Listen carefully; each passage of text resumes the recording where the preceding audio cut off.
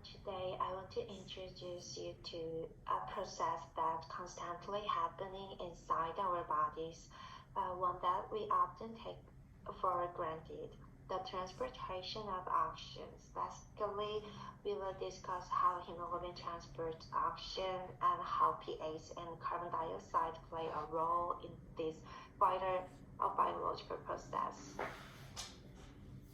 Let's start.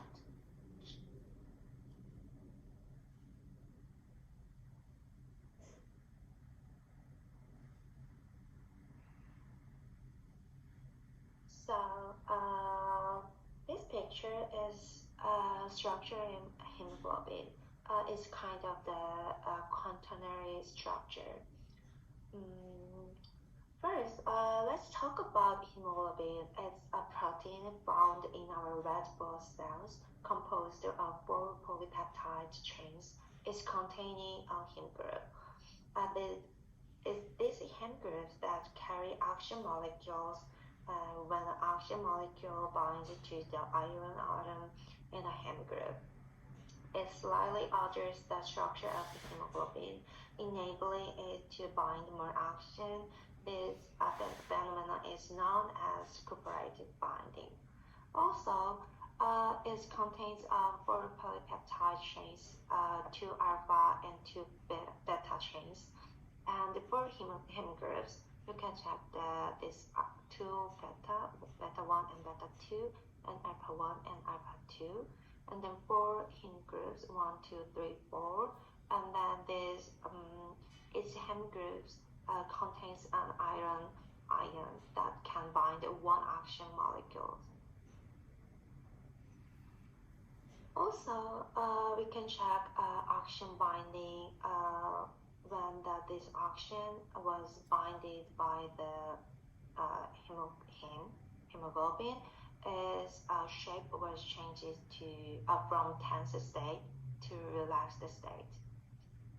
So relaxed state is more higher oxygen observed the hemoglobin binding curve. You can check. And then other one is Bohr effect curves. However, hemoglobin does not transport release oxygen under the same conditions everywhere in our body. In the lungs, where the pH is higher, hemoglobin's oxygen binding capacity is increased. But as it travels to the tissues, the pH decreases, prompting hemoglobin to release oxygen. This effect, known as the Bohr effect, indicating that the pH levels influences hemoglobin's oxygen binding capacity.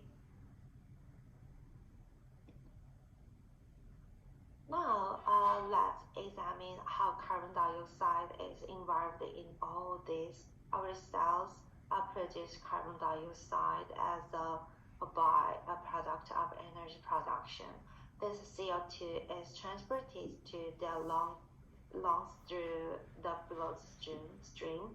Along the way, carbon dioxide reacts with water to form carbonic acid, which then dissociate into carbon dioxide and hydrogen ions. These hydrogen ions will lower the pH, consequently causing hemoglobin to release oxygen. So, when we inhalation, air inspirations go through the trachea and lung, and then lung inside the bronchus and bronchial and alveoli and around the capillary.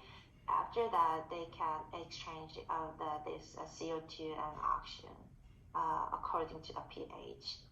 So the pH of the lungs is slightly higher than that of the capillaries, while the pH is slightly lower in the capillaries.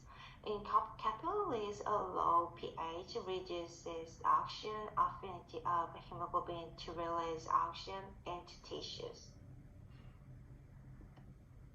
So, we can check this carbon dioxide and water equation. So, carbon dioxide plus water. They can emit water. After that, they mix to carbonic acid, and then it dioxide hydrogen ion and bicarbonate ion. Also, it's the hydrogen ion and carbonate ion. So this meaning is that increase the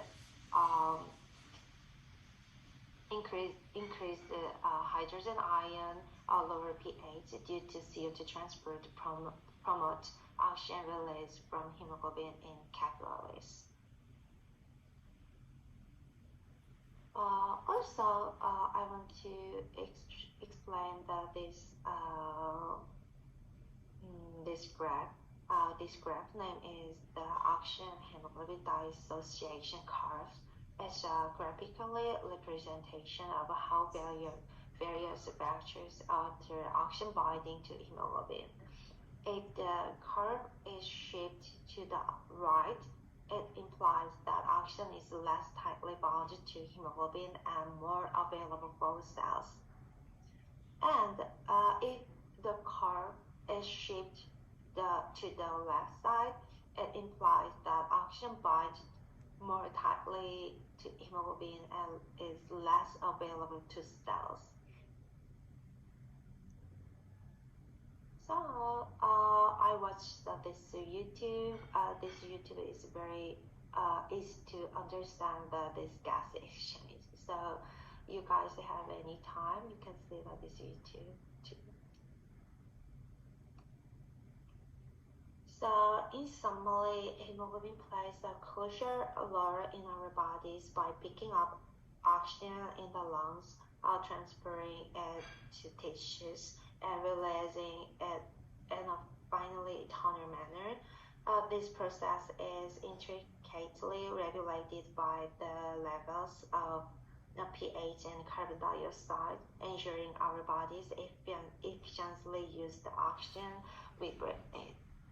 Thank you for listening to my presentation today. Bye guys.